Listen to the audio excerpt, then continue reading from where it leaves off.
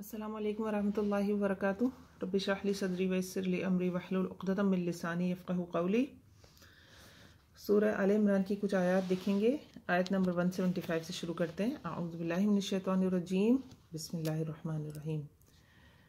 انما ذالکم الشیطان یخوف اولیاءہ فلا تخافوہم وخافون ان کنتم مؤمنین۔ انما بے شک ذالکم الشیطان، یہ شیطان ہے، یخوف اولیاءہ، جو ڈراتا ہے اپنے دوستوں کو۔ اب کیا مراد ہے اس سے؟ دیکھیے پیچھے والی آیت سے تھوڑا سا جوڑیں گے۔ جو پچھلی آیت میں ہم نے دیکھا تھا کہ مدینے میں افواہ پھیلائی گئی تھی کہ ابو سفیان نے بہت بڑا لشکر تیار کر رکھا ہے اور وہ آ رہا ہے اور وہ جو مسلمان ہیں ان کو بالکل نیست و نابود کر دے گا۔ پھر منافقین نے کیا کیا، جو کہ شیطان کے دوست ہیں، انہوں نے ان خبروں کو بڑھا چڑھا کر مسلمانوں کے سامنے بیان کیا تاکہ مسلمان خوف زدہ ہو جائیں، ڈریں۔ تو بے شک شیطان ڈراتا ہے اپنے دوستوں کو، فلا تخافوہم، تو نہ ڈرو تم ان سے، وخافون، اور ڈرو مجھ سے، اگر ہو تم مومنین، اگر ہو تم سچے۔ تو ایمان کا تقاضا ہے کہ شیطان کے دوست جو ڈرا رہے ہیں، مراد یہ ہے کہ شیطان جب آپ کے دوست کی زبان کی نوک پر آ کر آپ سے بات کرے، اس سے بھی نہیں ڈرنا، اور آپ کے دل میں بھی جو وسوسے آئیں، یہ دوسرا اس کا پہلو ہے، ان سے بھی نہیں ڈرنا، اللہ پر توکل رکھنا ہے۔ پیچھے کیا آیت آئی تھی، حسبنا اللہ ونعم الوکیل۔ تو اللہ پر توکل رکھنا ہے، کوشش کرنے کے بعد بیکار میں وسوسوں کا شکار نہیں ہونا ہے۔ تو یہاں دونوں چیزیں مراد ہیں۔ دیکھیے شیطان کے دوست جو ہے نا، کون ہوتے ہیں؟ وہ جو شیطان کے کہنے پر چلتے ہیں۔ آپ اور میں، ہم میں سے بھی کوئی شیطان کا دوست ہو سکتا ہے اگر وہ شیطان کے کہنے پر چلے۔ اچھا کیسے چلتا ہے؟ مثال کے طور پر آپ کا کوئی دوست ہے، کوئی کام کرنا چاہتا ہے اور وہ آپ سے کوئی مشورہ مانگ رہا ہے۔ اب آپ دل میں اس سے رکھتے ہیں حسد، تو آپ جانتے بھی ہیں کہ آپ کو اچھا مشورہ دینا چاہیے، لیکن اس وقت آپ نے اس سے ایسی بات کی کہ وہ کام نہ کرے، اور وہ آپ حسد کی وجہ سے آپ نے اسے بھلائی کی طرف جانے نہ دیا۔ اور سپوز آپ کا دوست آپ کی بات کو بڑا اکنالج کرتا ہے، بڑی اہمیت دیتا ہے آپ کو، اور عام طور پر آپ اس سے عقل کی ہی بات کرتے ہیں، اس وقت حسد کی وجہ سے آپ نے اس سے ایسی بات کی کہ وہ اس کام سے رک جائے۔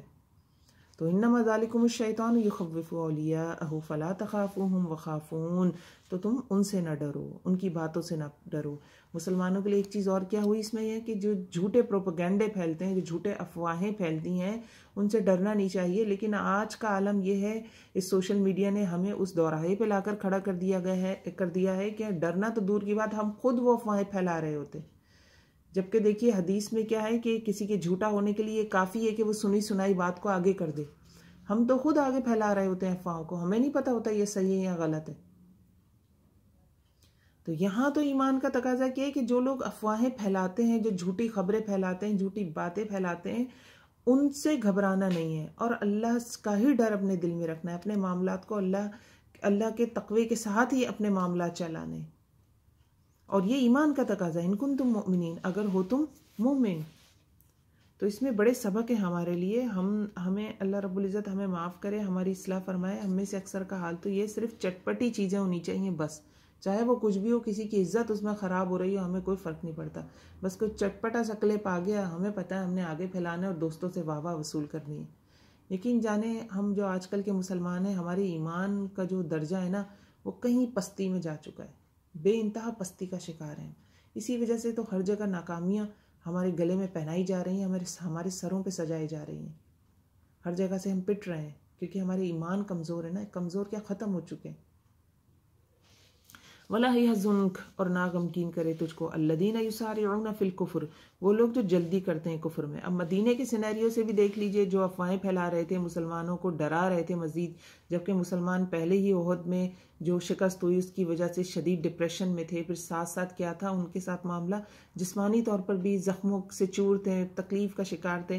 ان کو ڈرانے کے لیے جو بھاگ دوڑ کر رہے تھے، جو منافقین تھے یا جو جھوٹی افواہیں پھیلا رہے تھے، انہم لن یضروا، اللہ رب العزت فرماتے ہیں ان سے، آپ مسلمانوں سے، صحابہ کرام سے کہتے ہیں ان سے پریشان نہ ہو، محمد صلی اللہ علیہ وسلم ان لوگوں سے آپ پریشان نہ ہو، غمگین نہ ہو۔ انہم لن یضروا، بے شک وہ لوگ نقصان ہرگز نہیں دے سکیں گے۔ لن کا مطلب ہوتا ہے، ترجمہ جب ہم کہتے ہیں نیور، منع کرنے کے لیے لا بھی آتا ہے عربی میں، ما بھی آتا ہے، لیکن جب لن آتا ہے، لن کا مطلب ہوتا ہے ہرگز نہیں، ہرگز نہیں نقصان دے سکیں گے آپ کو، ہرگز نقصان نہیں دے سکتے، اللہ کو، شیئن کچھ بھی، یعنی یہ بھی کامن ناؤن آ گیا شیئن، اس پہ فتحتین ہے، تو مزید اس پہ زور ڈالا گیا کہ اللہ کو کوئی نقصان نہیں پہنچا سکتے. اللہ کو تو ویسے بھی کوئی نقصان نہیں پہنچا سکتا. مراد یہ کیا ہے؟ صحابہ کرام کو یا اسلام کو یا محمد صلی اللہ علیہ وسلم کو ان کے پروپیگنڈے کوئی نقصان نہیں پہنچا سکتے. یرید اللہ اللہ یجعل لهم حظا فی الآخرۃ ولہم عذاب عظیم. اب آپ دیکھیں نا کہ 9/11 کا واقعہ ہوا، ملکوں پورے ملکوں پر قبضہ کیا گیا. وہ واقعہ کیا تھا؟ آپ اس کی ڈیٹیل جا کے دیکھیں تو آپ کو خود، جب آپ ڈیٹیل پڑھیں گے تو آپ کو خود لگے گا کہ وہ پورا پلان تھا اور خود سے کروایا گیا تھا مسلمانوں کو اور اسلام کو نقصان دینے کے لیے، ہے نا؟ ایسے ہی ہے نا. تو بظاہر نظر بھی آتا ہے کہ اس کے بعد عراق کے ساتھ کیا گیا، افغانستان پہ کیا گیا. اب آپ دیکھیے آج کے دور میں اب چیز کھل رہی ہے، کتنا نقصان پہنچا لیا انہوں نے. سب سے بڑا فائدہ 9/11 کا کیا ہوا؟ لوگ جوگ در جوگ اسلام ہوئے. آپ ڈیٹا جا کے دیکھیں، اس پہ انٹرنیٹ پہ دیکھیں کہ پر ایئر کتنے لوگ مسلمان ہو رہے ہیں. اس میں آپ ان سالوں کا بھی ڈیٹا دیکھیں تو آپ کو اندازہ ہوگا کہ ہاں یہ فرق آیا، مسلمان ہونے والوں کی تعداد بڑھی. اور دوسرا کیا فائدہ ہو گیا، کیا کما لیا انہوں نے؟ دیکھیے آج افغانستان سے چھوڑ کے گئے، وہ ملک جو اپنے آپ کو سپر پاور کہتا ہے، اربوں خربوں ڈالر خرچ کرنے کے بعد افغانستان پہ رات کے اندھیرے میں نکلا وہاں سے باہر یا نہیں نکلا؟ کیا بگاڑ لیا اس نے؟ اب مسلمانوں کے اپنے ہاتھ میں کہ افغانستان کو سپورٹ کر کے وہاں پہ کوئی اسلامک گورنمنٹ قائم کر کے دکھائیں. اب مسلمان ہار جائیں گے. اس سپر پاور کو تو ہرا دیا مسلمانوں نے، اس کو تو ہرا دیا، لیکن آپس میں مسلمانوں کے اتنے جھگڑے جھمیلے کہ اب مسلمان ہار جائیں گے. اللہ کرے، اللہ چاہے تو افغانستان میں اسلامی حکومت قائم ہو جائے اور وہ پنپ جائے کسی طرح، ورنہ ہم مسلمانوں میں یہ طاقت نہیں ہے کہ ہم مل کر ایک جگہ تو کم از کم اسلامی قوانین، اسلامی شریعت کو نافذ کر سکیں. ہر جگہ پالیٹکس ہے، ہر جگہ پیسہ ہے. پیسہ کمانے کے لیے آج کا مسلمان ہم شاید گردنیں کٹوانے کے لیے تیار ہیں. اللہ معاف کرے، ہم میں سے اکثر، سب کو تو نہیں کہتی. اللہ کے نیک بندے نہ ہوتے تو دنیا ختم ہو جاتی، کیونکہ قیامت آ جائے گی. جب اللہ کے نیک بندے ختم ہو جائیں گے قیامت قائم ہو جائے گی. قیامت بدترین لوگوں پر قائم ہوگی، یعنی کوئی ایمان والا ہوگا نہیں اس وقت. یرید اللہ، تو یہ جو لوگ دنیا میں کفر کے لیے، اسلام کو نقصان پہنچانے کے لیے، مسلمانوں کو نقصان پہنچانے کے لیے بھاگ دوڑ کر رہے ہیں، تو اللہ تعالیٰ کیا فرمایا؟ یہ اللہ کو یا اسلام کو نقصان نہیں پہنچا سکتے. مسلمانوں کو وقتی طور پر نقصان پہنچتا ہے، بظاہر لگتا ہے اسلام کو بھی نقصان پہنچ رہا ہے، لیکن اللہ کو کوئی نقصان نہیں پہنچا سکتا. یرید اللہ، اللہ جو ان کی چالوں کو کامیابی دے دیتا ہے نا، اس کی وجہ کیا ہے کہ اللہ تعالیٰ چاہتا ہے کہ نہ رکھے ان کے لیے کوئی حصہ آخرت میں. یعنی بظاہر ان کی کوششوں کا انہیں ثمر نکلتا ہوا نظر آتا ہے. آپ کویت کا حال دیکھیں کیا کیا گیا، عراق کا حال دیکھیں کیا کیا گیا، پھر افغانستان میں بھی کتنی، فلسطین میں کیا چل رہا ہے آج کل. تو اللہ اگر ان کی چالوں کو کامیابی سے نواز دیتا ہے تو بہرحال مسلمانوں کی اپنی غلطیاں ہیں اس میں بالکل، لیکن اللہ کی جانب سے رضا کیا ہے؟ اس کا ایک پہلو کیا ہے کہ اللہ انہیں دنیا میں ہی نواز دیتا ہے، دنیا میں ہی ان کو کامیابی دے دیتا ہے، اور ان کا کوئی حصہ کس میں نہیں ہے؟ آخرت میں نہیں ہے. وَلَهُمْ عَذَابٌ عَظِيمٌ، اور ان کے لیے آخرت میں تو بہت بڑا عذاب ہے. تو آخرت میں ان کے لیے کیا ہے؟ بہت بڑا عذاب. دنیا میں آج مسلمانوں کو جلایا جا رہا ہے، مارا جا رہا ہے. ہماری اپنی غلطیاں بھی ہیں، لیکن ہماری اپنی غلطیاں اپنی جگہ.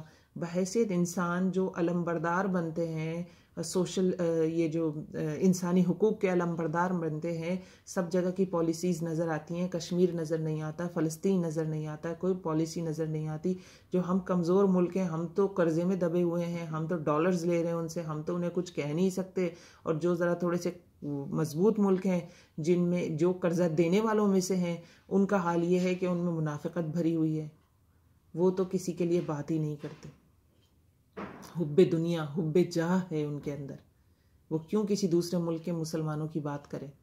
اور وہ کریں بھی تو کیوں کریں؟ جن ملک میں مسلمانوں پر ظلم ہو رہا ہے ان کے بھی اکثر، سارے ملکوں کے نہیں لیکن کچھ ملکوں کے لیڈر ایسے ہیں کہ جنہیں صرف اپنے پیٹوں میں پیسہ بھرنے سے مطلب ہے.